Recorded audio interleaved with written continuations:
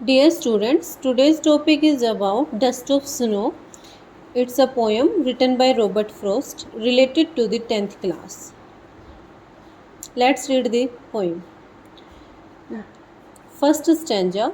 The way a crow shook down on me the dust of snow from a hemlock tree. Second stanza.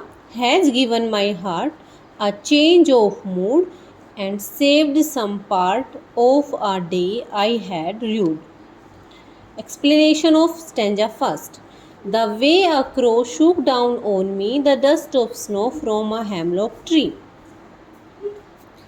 एक कौवे ने hemlock tree means a poisonous plant, धतूरे का वृक्ष। एक कौवे ने हेमलॉक ट्री से जिस प्रकार बर्फ के कण मुझ पर गिराए, शूक डाउन गिराना, has given my heart a change of mood, और उस बात ने मेरे मूड को, मेरे मिजाज को बदल दिया, and saved some part of a day I had rued, और उस दिन के कुछ भाग को बचा दिया जब मैं खराब मनोवृत्ति में था। Rued means feel sad about. So this is the explanation. Go. Let's see the rhyme scheme. So here first stanza ends, first line ends with crow and third snow. It can be write a me and tree, it can be write B. So what is the rhyme scheme of stanza first? It can be A, B, A, B. Rhyme scheme of first stanza is A, B, A, B.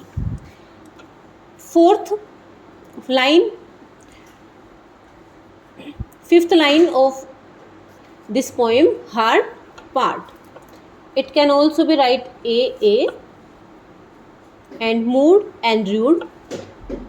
It can be write as B, B. So the rhyme scheme of this stanza is also A, B, A, B. Now let's read the summary of this poem.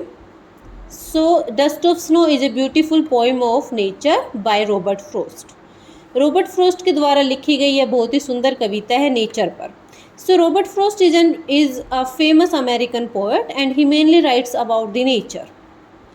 In this poem a symbolic incident is presented. इस poem में एक बहुत ही संकेतात्मक जो incident है, घटना को present किया गया है. The poet is standing beneath a hemlock tree. Poet एक हेमलॉक ट्री के नीचे खड़ा हुआ है. Hemlock tree is a tree which is poisonous plant. He is in sad mood, वह बहुत उदास मूड में है. And he thinks that his day has been lost, और वह सोचता है कि उसका दिन ख़त्म हो चुका है. Just then a crow shakes the hemlock tree and dust of snow falls on him. और उसके बाद एक कौवा हेमलॉक ट्री को सेक करता हिलाता है और पार्टिकल्स ऑफ स्नो उसके ऊपर गिरते हैं. This little incident brings about a sudden change in the state of the poets mind. और ये छोटा सा जो इंसिडेंट है, घटना है, वो पोएट के दिमाग की जो स्टेट है, स्थिति है, उसको एकदम चेंज कर देता है. हिज मूड हैज़ चेंज्ड, उसका मिजाज बदल चुका है. ही thinks that it has saved the rest of his day, और वह सोचता है इससे उसका बाकी का बचा हुआ दिन बच गया है. And gets busy with his work like a crow, और एक कौवे की भांति अपने काम में बिजी हो जाता है. Thanks a lot.